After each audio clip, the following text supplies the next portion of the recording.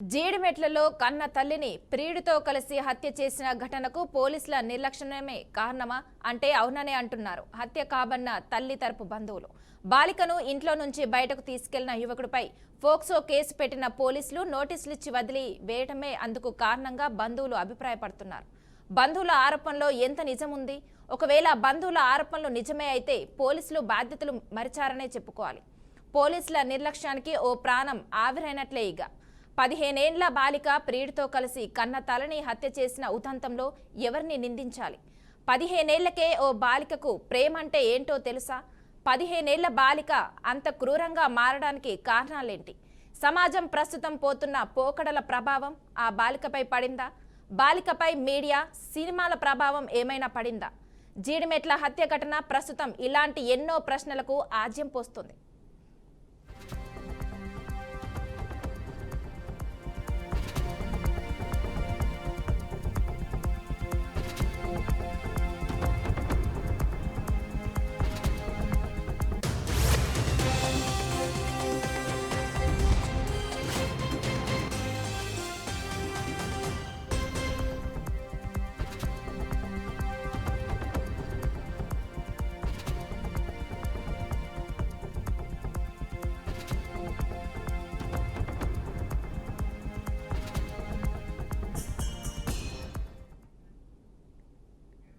Social మీడియాలో పరిచయమైన ప్రియుడిపై మోజుతో కన్న తల్లినే కర్కశంగా చంపిన ఉదంతం యావత్ తెలంగాణను దిగ్భ్రాంతికి గురిచేసింది.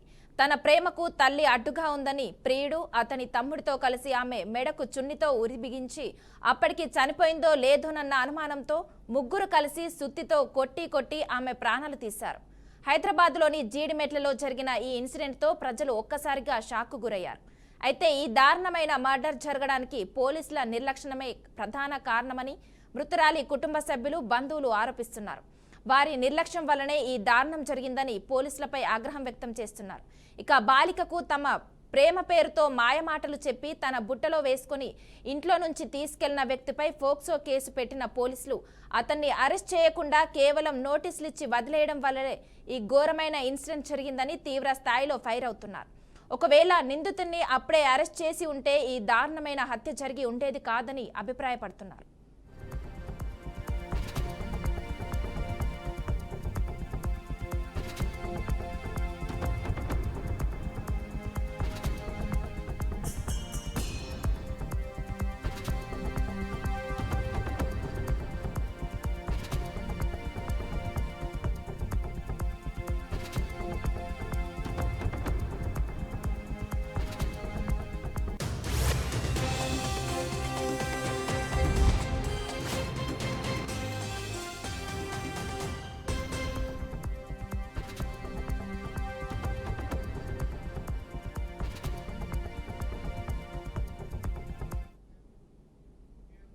ఈ మేరకు ఈ హత్యకు Balanagar DCP, ACP, Jeedimetla inspector పరోక్షంగా కారణమయ్యారని మండిపడుతున్నారు.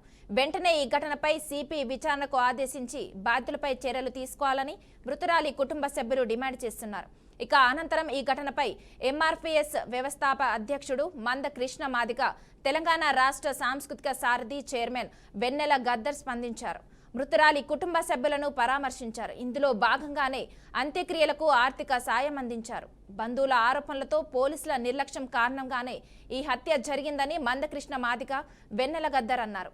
అయితే ఆ నిందితులను ఇవాళ మీడియా ముందు ప్రవేశపెట్టారు జీడిమెట్ల డీసీపీ సురేష్ బాబు.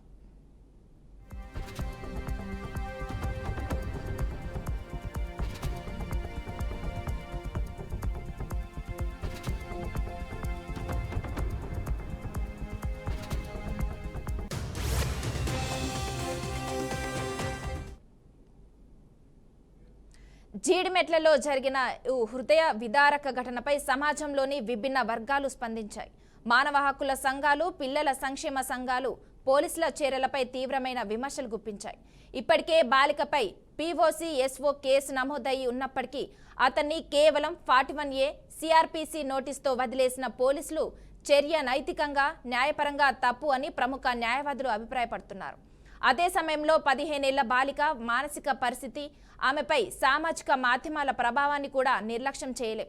ఆమెను ప్రేమ పేరుతో మాయ చేసి ఇంటి నుంచి బయటకు తీసుకెళ్లిన యువకుడి బాధ్యత లేనితనం మాత్రమే కాకుండా ఆమెను సంచలనంగా మార్చిన ఆ సంబంధం తీరు తెన్నులపై కూడా సమాజం లోతైన చర్చ అవసరం.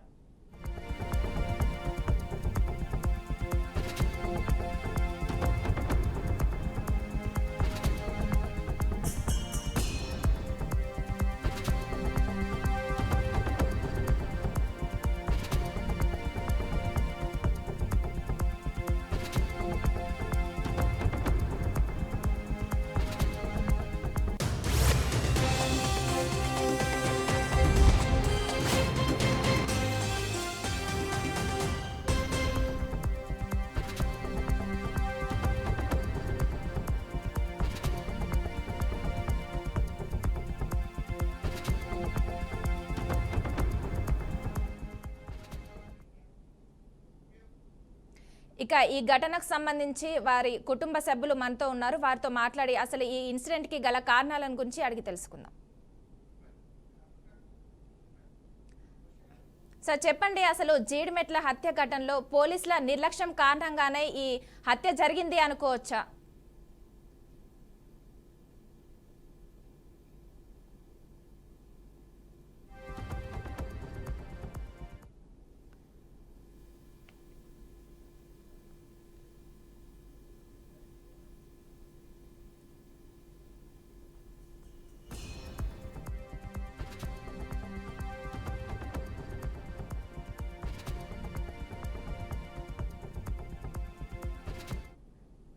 సార్ మీ వాయిస్ మ్యూట్లో ఉంది, అన్మ్యూట్ చేయండి ఒకసారి. సార్ మీ వాయిస్ మ్యూట్లో ఉంది, మ్యూట్ తీసేయండి సార్.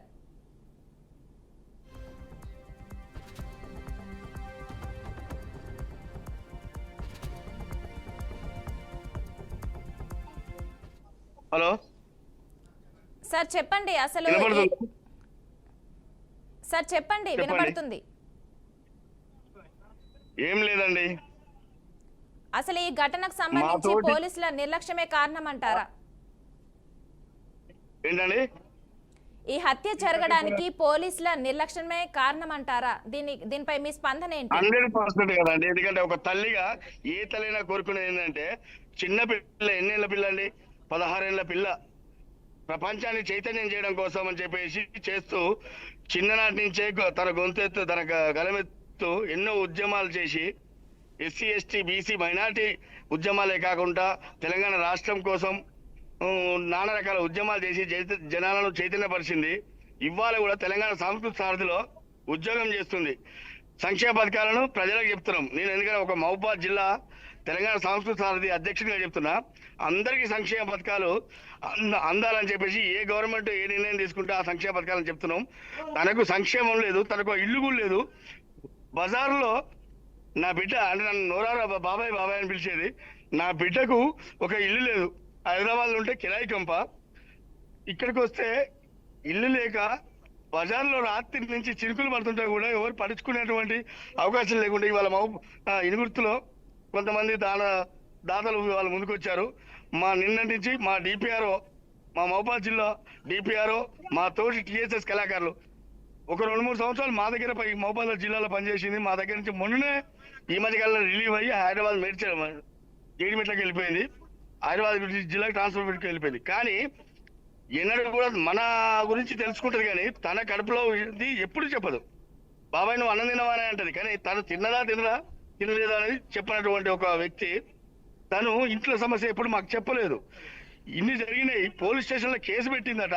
వాడిని పోలీసులకు హ్యాండ్ ఓవర్ చేసిన తర్వాత వాడిని ఎందుకు, ఎట్లా, ఏ పూచికత్తు మీద, ఏ మినిస్టర్ పూచికత్తు మీద వాడిని వదిలిపెట్టారు? వాళ్ళు స్టేషన్లోనే కనుక ఉంటే ఇది జరిగేదా? పూజ గదిలో పూజ చేసుకునేటువంటి దాన్ని డిస్టర్బ్ చేసిందంటే 16 ఏళ్ళ అమ్మాయిని వాడి 19 ఏళ్ళ అబ్బాయి ఇన్స్టాగ్రామ్ లో ట్రాప్ చేసిందంటే మేము సంస్కృతి సారథి కళాకాల జనాలను చైతన్యపరచడం కోసం వచ్చి మొత్తం రాష్ట్ర వ్యాప్తంగా ఇది చేసుకుంటాం మేమున్నాం. కానీ పిల్లలు తలరాత కాలనే కదా ఇవాళ. ఎందుకంటే సోషల్ మీడియా పరంగా పిల్లలు అడ్వాన్స్ అయిపోతారు. కానీ అలాంటి వాడు కానీ వాళ్ళ తల్లి కూడా ఇప్పుడు ఇస్తుందట. మేము మా సాగు బతుకుల్లో మేము ఉండి రాత్రి నుంచి ఇబ్బందులకు గురయ్యి వర్షంలో దాని సంవత్సరం చితికాల అందరూ వచ్చారు, చుట్టాలు పక్కన అందరూ వచ్చారు, ప్లస్ మీడియా కూడా వచ్చింది, ఎక్కడ అక్కడ వెళ్ళిపోయారు. కానీ లాస్ట్ అలా చితి లాస్ట్ కి ఈ బిడ్డ, ఈ అనాథ బిడ్డ, చిన్న బిడ్డ, 8th క్లాస్ బిడ్డ మిగిలిపోయింది. ఈ బిడ్డకు ఈ గవర్నమెంట్ ఏం చేస్తుంది? ఈ గవర్నమెంట్ ఏం చేస్తుంది? ఈ చట్టాలు ఏం చేస్తాయి? ఈ పోలీసు వారు ఏం చేస్తారో ఆ న్యాయం ఖచ్చితంగా జరగాలి. నా బిడ్డ లాంటి బిడ్డ, ఈ బిడ్డకు మా సంస్కృతి సారథి నుంచి కూడా లాస్ట్ కు ప్రతి గవర్నమెంట్ ఎంప్లాయీ సంస్కృతి సారథి కళాకారు అని చెప్తుంటారు. గవర్నమెంట్ ఎంప్లాయీ చనిపోతే అంతిమయాత్ర కిందకు ఇంతో అంత డబ్బులు ఇస్తారు. ఎవరు ఇవ్వకపోతే మాకు మేమే డబ్బులు వేసుకొని 10,000 రూపాయలు దాన సంస్కారాలకు మా డిపిఆర్ ద్వారా మేము రాత్రి వచ్చి, ఎందుకంటే వాళ్ళకు ఇల్లు లేదు, వాకి లేదు, సంక్షేమ పథకాల మీద పేరు మీద అంతకుముందు డబుల్ బెడ్రూమ్ అన్నాడు ఆ గవర్నమెంట్, ఇప్పుడు ఇందిరమ్మ ఇల్లు అంటున్నారు. ఏ ఇల్లు కూడా నా బిడ్డకు లేదు. అట్లాంటి పరిస్థితులలో అనాథశమం లెక్క బజార్లో పడుకున్నది. మీరేం చెప్తారో చెప్పండి, మీ మీడియాలో ఏం చేస్తారో చేయండి. ఇంతవరకు వచ్చారు, ఆడ జనాలు అందరు ఉన్నప్పుడు, రాజకీయ నాయకులు ఉన్నప్పుడు ఫోకస్ చేసి వెళ్ళిపోయారండి. ఇప్పుడు నా బిడ్డ, ఈ బిడ్డకు ఏం న్యాయం చేస్తారో గవర్నమెంట్, సీఎం గారు కావచ్చు, మరి ఎవరు కావచ్చు, పార్టీల పరంగా వాళ్ళకు వాళ్ళు సెటిల్ కాదు. మేము ఆఫ్టర్ ఆల్ చిన్న కళాకారులం, సంస్కృతి సారథి కళాకారులు. ఏ గవర్నమెంట్ ఉంటే ఆ గవర్నమెంట్ పథకాలు మోసం తప్ప వేరే కాదండి. కానీ పథకాలన్నీ కూడా మా నోటించే ప్రచారం చేస్తున్నాం, జనాలందరినీ మేమే చైతన్యం చేస్తున్నాం. సార్ చెప్పండి. బిడ్డ కసాయిగా మారి సంఘటన దునియాలో ఎక్కడ కూడా జరగకపోవచ్చు. ఇది నా బిడ్డకు జరిగిన అన్యాయం. ఇది పోలీసు వాళ్ళ నిర్లక్ష్యమే, పోలీస్ డిపార్ట్మెంట్ నిర్లక్ష్యమే. ఎస్పెషల్లీ దీనికి మరి ఎవరు కట్టిస్తారు ఎక్స్ట్రీషియా? నా బిడ్డకు మిగిలిన బిడ్డకు ఎవరు న్యాయం చేస్తారో మరి మీ ఛానల్ చేస్తుందా, మరి ఎవరు చేస్తారో నాకు తెలియదు. మహబూబాబాద్ జిల్లా పక్షాన మాత్రం జిల్లా కళాకారుల అధ్యక్షుడిగా నేను ఖచ్చితంగా క్వశ్చన్ చేస్తా. గవర్నమెంట్, ఏ గవర్నమెంట్ అయినా, ఏ అధికారులైనా క్వశ్చన్ చేస్తా. ఎందుకంటే జనాలందరినీ చైతన్యపరిచే బాధ్యత ఉంది. ప్రతి దాని మీద మేము కార్యక్రమాలు ఇస్తున్నాం, కానీ మా పిల్లలను మేము మరుస్తున్నామని అని కూడా మా నిర్లక్ష్యం అనుకోవచ్చు. మాకు అంత అవకాశం లేదండి. హైదరాబాద్ నుంచి నా బిడ్డ మహబూబాబాద్ జిల్లాకు వచ్చేదండి మొన్నటి దాకా. ఈ మధ్యకాలనే పిల్లలకు దగ్గరైతే బాబాయ్ అని అధికారులు. సార్ చెప్పండి, అసలు తనను కని పెంచిన తల్లిని ఒక 8 months బ్యాక్ పరిచయమైన అలాంటి ప్రేమలో పడి ఆ తల్లిని చంపడం ఎంతవరకు దారుణం అంటారు? ఇంత క్రూరంగా ఆలోచించడానికి అసలు కారణం ఏంటి? అందరం పిల్లలని కంటాం, పిల్లలు తలరాతరు కదా, కనరు కదా. ఒక పిల్ల గుడ్డి పిల్ల కావచ్చు, చెడి పిల్ల కావచ్చు, అట్లాంటి పిల్ల కూడా మనం చదువుకుంటా. కానీ ఇట్లాంటి పిల్ల వద్దు. ఇట్లాంటి పిల్ల చచ్చిపోయింది, దాంతో పాటు చచ్చిపోయింది. ఇదే కనుక అది కనుక ఇక్కడికి వస్తే దాన్ని ఈ శవనే నా బిడ్డతో పాటు దాన్ని ఖచ్చితంగా ఇదే కాట్లో కాలబెడతారు. నా బిడ్డ చలికి వణుకుతుంది. దయచేసి మీడియా మీరేమంటారు, పాటలో చెప్పండి. చిరికి దగ్గర ఉంది బిడ్డ, ఈ ఛానల్ కాదు, ఇది కాదు. దయచేసి ఇట్లా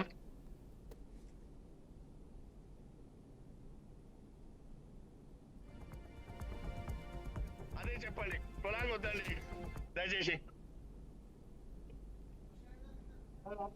ఒక్క నిమిషం మేడం, ఒక్క నిమిషం. పాప అడుగుతుందండి, పాప డిస్టర్బ్ అవుతుంది. మమ్మీ పైకి తీసుకోండి, పాపని పైకి తీసుకోండి. చెప్పండి. సార్, అమ్మాయి అలా చేయడానికి తన పెంపకం కారణమై ఉండొచ్చా, లేదంటే తను పెరిగిన వాతావరణం అలా ఉండొచ్చా? అంత క్రూరంగా ఆలోచించడానికి అసలు కారణం ఏంటి? 8 ఏళ్ల కింద పరిచయమైన ప్రేమనే ఎక్కువైపోయిందా? చిన్నప్పటి నుండి తనను కని పెంచిన అమ్మ కంటే తన ప్రేమే ఎక్కువైపోయింది అనుకోవచ్చా? అసలు ఒక 10th క్లాస్ అమ్మాయి, మైనర్ అమ్మాయి అయి ఉండి కూడా ఇంత క్రూరంగా ఆలోచించడానికి కారణం ఏమై ఉంటుందంటారు? చెప్పనండి సింపుల్ గా, సోషల్ మీడియా అండి. ఎందుకంటే దాంట్లో నానా రకాలుగా అవి వస్తుంటాయి కదా. 16 ఏళ్లకే ఆ పిల్లకు కామం కావాల్సి వచ్చిందా? 19 ఏళ్లకే వీనికి హత్యను ఎట్లా చేయాలని చెప్పేసి ఇది వచ్చిందా? దీనికి అన్నిటి కూడా రాజకీయ నాయకులు కారణం. చట్టాలు వాళ్ళు చట్టాలు కరెక్ట్ నిర్ణయం తీసుకోకపోవడం. ఒకసారి అరెస్ట్ అయినటువంటి వ్యక్తి ఏ విధంగా వస్తాడు? కౌన్సిలింగ్ ఇవ్వరా? వితౌట్ కౌన్సిలింగ్, 19 సంవత్సరాల అబ్బాయి కదా, వితౌట్ కౌన్సిలింగ్ అబ్బాయి బయటకి ఎందుకు వచ్చాడు? ఎలా వస్తాడు? వస్తేనే కదా ఇదికి వచ్చింది. ఎవరి కంట్రోల్లో ఉండాలండి? పోలీసులు అండర్ కంట్రోల్లో ఉండాలి కదా. ఎలా వచ్చిందండి? చెప్పండి, మీరు చెప్పండి. హలో సార్ చెప్పండి. పోలీసు లాకప్ లో ఉండాలి కదా. ఒక తల్లిగా ఏం చేసిందండి? తల్లిగా నా బిడ్డను 16 ఏళ్ళ అమ్మాయిని, మైనర్ కదా, మైనర్ ను ఇట్లా ట్రాప్ చేశాడు అని చెప్పేసి పోలీసు వాళ్లకు దృష్టికి తీసుకెళ్లి కేసు పెట్టారు కదా, కేసు ఫైల్ చేసింది కదా. వాడు ఎక్కడ ఉండాలి? పోలీస్ స్టేషన్ లాగా ఉండాల్సింది, లోపల లాకప్ లాగా ఉండాల్సింది. లాకప్ లో ఉన్న మనిషి ఎలా వచ్చిండు? ఇది పోలీసు వారి నిర్లక్ష్యమా, లేకుంటే ఎవరి నిర్లక్ష్యం? చెప్పండి. మీరు ఎవరికైనా పై ఆఫీసర్కి ఎవరికైనా మీరు కంప్లైంట్ ఇచ్చారా? మీరు వాళ్ళు ఇస్తేనే కదా అండి వాళ్ళ లాకప్లకు. ఇప్పుడు చనిపోయిన తర్వాత చాలా మంది వస్తారండి. ఇప్పుడు చనిపోయిన తర్వాత అప్పుడు కూడా ఎస్పీకి అది మీరు చెప్పండి. మీడియా పట్ల మీరు ఏం చేయదలుచుకున్నారు? హలో, మేము దీన్ని అయితే వదిలిపెట్టమండి. మేము దీన్ని ఎట్టి పరిస్థితుల్లో వదిలిపెట్టే సమస్య లేదు. గాలి గచ్చెగట్టి ఉదయం 6 గంటలకు గాలి గచ్చెగట్టి అర్ధరాత్రి వరకు చేసి తెలంగాణ రాష్ట్రాన్ని సాధించిన వాళ్ళం మేము. గతంలో ఎర్ర జెండా సైతం కూడా చేసిన వాళ్ళం మేము. ఎంతో మందికి చైతన్యం చేసిన వాళ్ళం మేము. మా కుటుంబాన్ని మేము అంటే నాశనం చేసుకోవాల్సిన పరిస్థితి వచ్చింది. మీరు అన్నారు కదా తల్లిదండ్రుల పెంపకం అనరా. మేము తల్లిదండ్రులకు అంటే ఇలా చిన్న ఎవరికైనా పనికి వెళ్తారు కదండి, ఎవరైనా తల్లి కన్నా పిల్ల 24 hours కడుపులో పెట్టుకొని ఉంటుందా? కన్నడం వరకే తెలుసు కానీ కాపాడుతూ ఉంటుందా? దీని అంతటి కారణం ఎవరో చాలా ఉన్నది. ఇది అంతా కూడా అది మేధావులు మీ వచ్చి లైవ్ లో యాడ్ అయ్యి పెద్ద పెద్ద ఛానళ్లలో అది చేస్తారు కదా విశ్లేషకులు, పిఆర్పి కోసం. మరి వాళ్ళు చెప్తారో ఎవరు చెప్తారో కానీ అంజలి కుటుంబానికి జరిగిన అన్యాయానికి మిగిలిన బిడ్డకు న్యాయం చేయాలని కోరుకుంటున్నాను. మహబూబాద్ జిల్లా. ఓకే సార్, ఖచ్చితంగా మేము అన్ని విధాలా అన్ని విధాలా మేము సహాయం అయితే చేస్తాము మా తరపు నుండి. అబ్బాయి మీద చర్యలు తీసుకునే విధంగానైతే మేమైతే సపోర్ట్ చేస్తాం సార్ ఖచ్చితంగా. Thank you so much sir.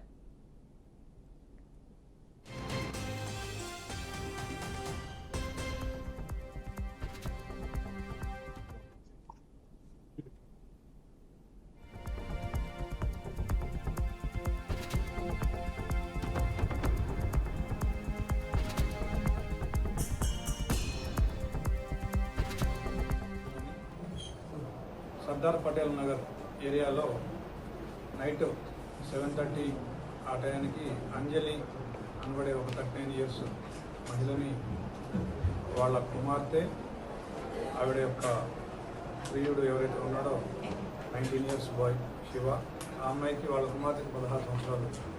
తర్వాత ఈ శివ వాళ్ళ తమ్ముడు ఇతను కూడా 16 years బాయ్. వీళ్ళు ముగ్గురు కలిసి ముఖ్యంగా ఈ అమ్మాయి ప్లానింగ్ చేసింది, వాళ్ళని ప్రోత్సహించింది ఎవరైతే డిసీజ్డ్ ఉందో వాళ్ళ కుమార్తె. మిగిలిన ఇద్దరు శివ అండ్ వాళ్ళ తమ్ముడు వీళ్ళిద్దరూ వచ్చి ఆవిడని స్ట్రాంగులేషన్ చేసి ఆవిడ చున్నీతోటి ఆవిడని గొంతు బిగించి చంపడం జరిగింది. దీంట్లో ఏంటంటే వీళ్ళు ఫస్ట్ ట్రై చేసినారు చంపడానికి, తర్వాత చనిపోయింది అనుకొని మళ్ళీ వెళ్తున్నప్పుడు ఈ అమ్మాయి వచ్చి చూసి, ఎవరైతే బిడ్డ ఉందో ఆ అమ్మాయి వచ్చి చూసి మళ్ళీ చనిపోలేదని గ్రహించి మళ్ళీ వాళ్ళకి ఫోన్ చేస్తే మళ్ళీ వచ్చి మళ్ళీ స్ట్రాంగులేషన్ చేసి మళ్ళీ చున్నీని గొంతుకు బిగించి ఆవిడ చనిపోయిందని నిర్ధారించుకుని అక్కడికి వెళ్ళడం జరిగింది. వీళ్ళిద్దరికీ ఎవరైతే అక్యూజ్డ్ డిసీజ్డ్ డాటర్ ఉందో ఈ అమ్మాయికి ప్లస్ అక్యూజ్డ్ A1కి ఇద్దరికి 8 నెలలుగా ఇన్స్టాగ్రామ్లో పరిచయం ఉంది. వీళ్ళిద్దరూ ప్రేమించుకుంటున్నారు. అయితే ఈ ప్రేమకు సంబంధించి తల్లి కూడా అవగాహన ఉంది. ఈ అబ్బాయి కూడా ఒక 5-6 సార్లు వచ్చి వీళ్ళ ఇంటి దగ్గర ఉండడం జరిగింది. అయితే లేటెస్ట్గా తల్లి వీళ్ళిద్దరి ప్రేమ వ్యవహారాన్ని అబ్జెక్షన్ చేస్తూ ఉంది. ఈ అమ్మాయి వెర్షన్ ప్రకారం ఆ అమ్మాయిని కూడా ఒక 2 సార్లు కొట్టిందని చెప్తుంది, దండించిందని చెప్తుంది. దాంతో ఈ అమ్మాయి కక్ష పెంచుకొని తల్లిని అడ్డు తొలగించుకుంటే తప్ప నేను ప్రశాంతంగా ఉండలేను, నేను ఇతనితోటి ఉండలేనని చెప్పేసి భావించి ఇతన్ని బాగా రెచ్చగొట్టి ప్రోత్సహించి మా అమ్మని చంపాల్సిందే అని చెప్పేసి ఇతన్ని రెచ్చగొట్టడంతో ఇతను వచ్చి వాళ్ళ తమ్ముడిని కూడా సపోర్ట్ తీసుకొని వచ్చి ఈ హత్య చేసినాడు. జీడిమెట్ల పోలీస్ స్టేషన్ పరిధిలోని